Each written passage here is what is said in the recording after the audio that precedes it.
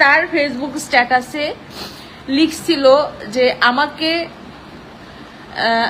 ধরে মারতেছে, আমাকে বাঁচান, আমাকে ধরে মারতেছে, আমাকে আপনারা এসে আমাকে বাঁচান।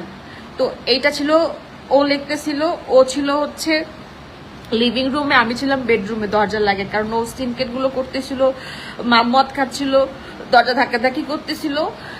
তো এইটা যদি ও না লিখতো তাহলে বোধহয় আমার প্রুফ করার জন্য মানে লাইভে আসা লাগতো না। তারপর ওই যে অনেক আগের একটা মাথা ফাটার ছবি দিয়ে বলছে যে আমাকে মেরে ফেলতেছে, আমাকে আপনারা বাঁচান। তো এগুলো তো আসলে খুব খারাপ জিনিস না? আমি একজনকে মেরে ফেলতেছি, এটা মানুষ, ও আবার স্ট্যাটাস দিচ্ছে। অনেকে বুঝতেছে যে যারা বিজ্ঞ জ্ঞানী তারা অবশ্যই বুঝতেছে তুই যদি মারই খাস তাহলে তুই মানে স্ট্যাটাস দেওয়ার সময় পাস কিভাবে।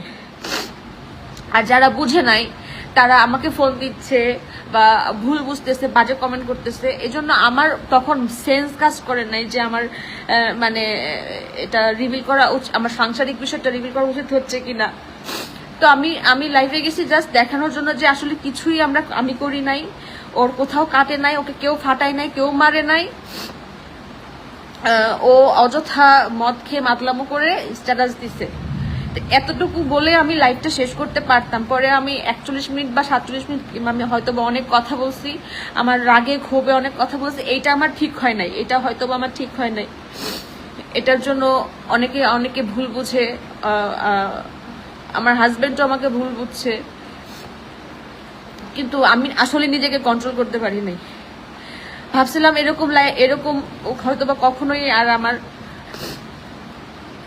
লাইফে আসবে না, কখনো এটা করতে হবে না, সব ঠিক হয়ে গেছে। আমি আদিবাসী মিজান আমার লাইভ দেখতেছে, আমি তাকে বলি, আদি আমি তোমাকে একটা কথা খালি বলছিলাম বিয়ের আগে, যে আমি তোমার কাছে সম্মানজনক শান্তিময় একটা জীবন চাই, তুমি কি দিতে পারবা? আমি তোমার কাছে আর কিচ্ছু চাই নাই।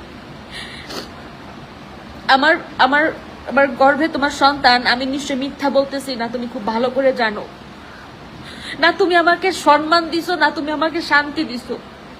ভালোবাসছো, এটা ভালোবাসা ঠিক আছে, কিন্তু ভালোবাসার অপোজিটে তোমার যে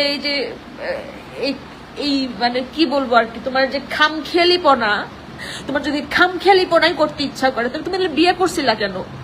আর একটা মেয়ের জীবন নষ্ট করার কোনো অধিকার তোমার নাই। তোমার যদি বাহিরে